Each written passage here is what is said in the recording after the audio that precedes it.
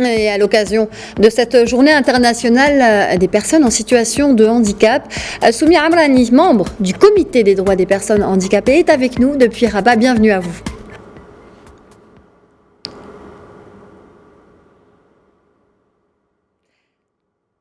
Soumia Amrani, est-ce que vous m'entendez ? Oui, je vous entends. Est-ce que vous m'entendez ? Je vous entends très bien, très bien. Alors le Maroc a été élu le 30 novembre membre du comité des droits des personnes handicapées, un organe qui surveille l'application de la Convention relative aux droits des personnes handicapées par les États parties. Et c'est donc vous, Soumia Amrani, qui allez représenter notre pays au sein de cette instance. Félicitations d'abord. Merci. Un mot maintenant sur le travail, la mission qui vous attend.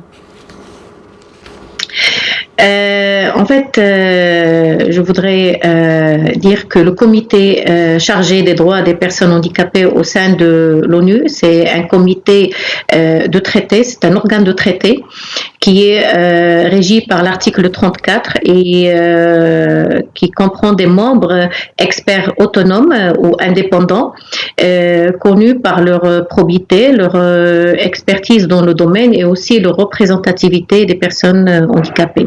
Les missions concernent l'étude des rapports nationaux sur la mise en œuvre de la Convention, le suivi de la mise en œuvre de la Convention, l'élaboration des recommandations et des observations générales et aussi le mainstreaming du handicap avec les autres organes de traité. Alors, combien y a-t-il de personnes en situation de handicap aujourd'hui au Maroc ? Sont-elles recensées ? Comment sont-elles recensées ? A-t-on des données statistiques précises aujourd'hui sur cette population ? En fait, nous avons deux chiffres nationaux officiels. Il y a le chiffre qui est issu du recensement général de la population de 2014 et qui parle de environ 2% de la population marocaine est en situation de handicap.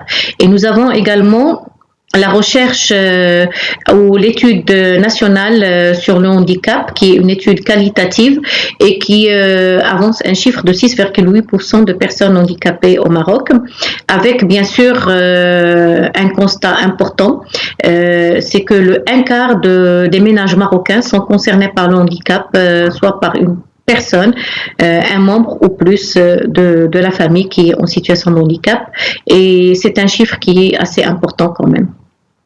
D'accord. Alors le Maroc s'est engagé à honorer ses engagements internationaux et cette convention relative aux droits des handicapés. D'ailleurs, la Constitution de 2011 met l'accent sur la nécessité de réhabiliter et d'intégrer dans la vie sociale les handicapés physiques, sensorimoteurs et mentaux également, et faciliter leur jouissance des droits et libertés reconnus à tous.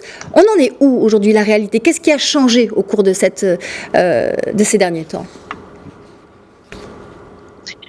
Oui, merci pour cette question pertinente. En fait, effectivement, des changements structurels et structurants ont été enregistrés au Maroc avec la ratification de la Convention des droits des personnes handicapées en 2009 et l'adoption de la Constitution en 2011. Ceci a ouvert la voie vers l'adoption de la politique publique intégrée du handicap, du plan d'action national pour la promotion des droits des personnes handicapées 2017-2021.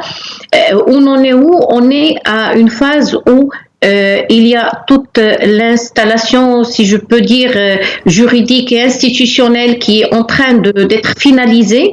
Et maintenant, il faut passer à l'étape supérieure, c'est la budgétisation sensible au handicap qui est à mettre en place et qui est en cours d'être mise en place. Bien sûr, nous avons des réalisations comme le concours commun pour l'employabilité des personnes handicapées. L'année dernière, nous avons enregistré 200 personnes qui ont été recrutés par le secteur public. Beaucoup de choses restent à faire, mais nous avons le programme national de l'éducation inclusive qui a été adopté en 2019 et qui est en train de se mettre en place également avec les salles ressources et tout le dispositif qui est nécessaire. Je reviens sur la question de la budgétisation qui reste un défi à relever dans les étapes à venir. D'accord, la question de la budgétisation, Soumia Ramlani, on le note. Alors, j'aimerais que l'on revienne maintenant sur ce que prévoit la loi cadre 97/13 relative à la protection et à la promotion des droits des personnes en situation de handicap. Quels en sont les objectifs ? Écoutez, les objectifs, le premier objectif et qui est très important, c'est bien sûr l'élimination de toute forme de discrimination sur la base du handicap. Ça, c'est très important parce que si on ne retient que cet objectif, ça va avoir un impact direct sur la vie des gens. Le deuxième objectif, c'est le changement du regard sur le handicap.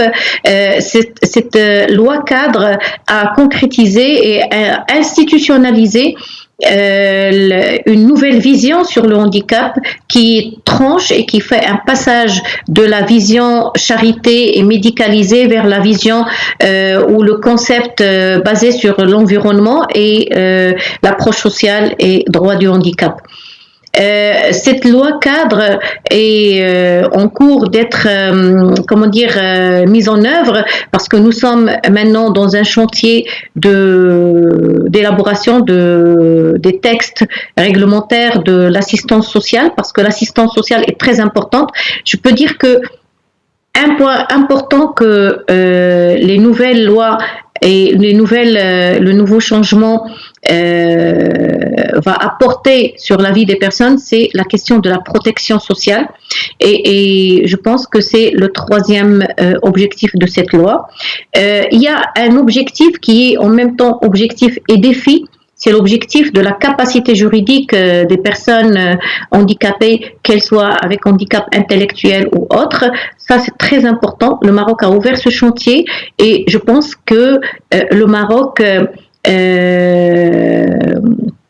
occupe une place très avancée sur la réflexion par rapport à la capacité juridique dans l'environnement régional.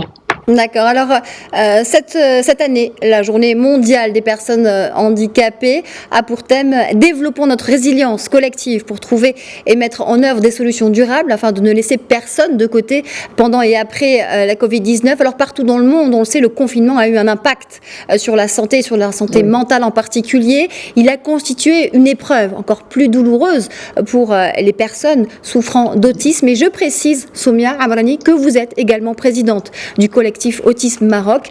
Quel témoignage pouvez-vous faire de cette période ? Oui, en tant que présidente du collectif Autisme Maroc, je pourrais dire que la période du confinement et de la pandémie a apporté un lot de souffrances et de difficultés supplémentaires pour les familles. Ça nous a donné, on peut en tirer une leçon principale. Cette leçon, c'est comment travailler pour que les milieux de vie des personnes en situation de handicap en général et des personnes autistes en particulier soient des milieux de vie accessibles. Je parle principalement du foyer et du domicile. Nous avons découvert pendant la pandémie que la majorité des domiciles ne sont pas adaptés, ne sont pas aménagés, ne sont pas équipés, ne sont pas renforcés pour garantir la dignité et la protection des personnes avec autisme. Nous avons mené une recherche à ce sujet sur tout le Maroc et nous avons remarqué que l'une des priorités principales sur lesquelles on doit travailler, c'est la capacitation économique des familles et des personnes autistes, parce que les familles sans capacité économique ne pourront jamais assurer le coût et la charge financière et morale de l'autisme, notamment en période de crise. Donc ça, c'est vraiment une question prioritaire à laquelle il faut Pensez, réfléchissez. Voilà, passer, voilà, exactement. Soumia Amrani, merci infiniment d'avoir été avec nous dans ce grand journal. Je rappelle que vous êtes fraîche membre du comité des droits des personnes handicapées. Merci.